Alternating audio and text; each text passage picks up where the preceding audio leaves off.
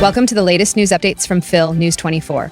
The Federation of Philippine Industries expressed optimism about continued strong foreign direct investment inflows, citing the government's strategic focus on key sectors like energy, agriculture, and infrastructure. The group praised President Marcos Jr.'s latest SONA for emphasizing inclusive growth, transparency, and industrial revitalization as foundations for long-term economic resilience.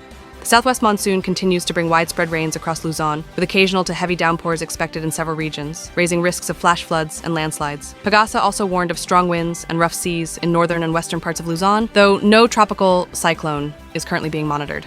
President Marcos reaffirmed his commitment to improving the Philippine education system, highlighting major reforms in literacy, infrastructure, mental health, and early childhood development during his fourth SONA. With over 22,000 classrooms built and programs like ARAL and school-based feeding expanding, the administration aims to make education more accessible and inclusive nationwide.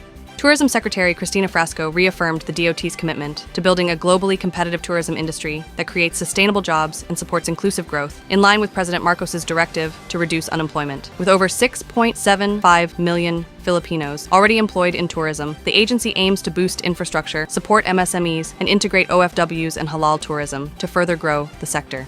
Senators Risa Hontiveros, Kiko Pangilinan, and Bam Aquino are urging the Supreme Court to reconsider its decision that declared the impeachment case against Vice President Sara Duterte unconstitutional. The senators argue the ruling retroactively changes legal definitions, violating fairness and due process. They appeal for the application of the fairness principle and doctrine of operative fact, emphasizing the need for checks and balances among government branches. The trio warns that allowing the decision to stand may undermine accountability and the constitutional right to demand truth and justice.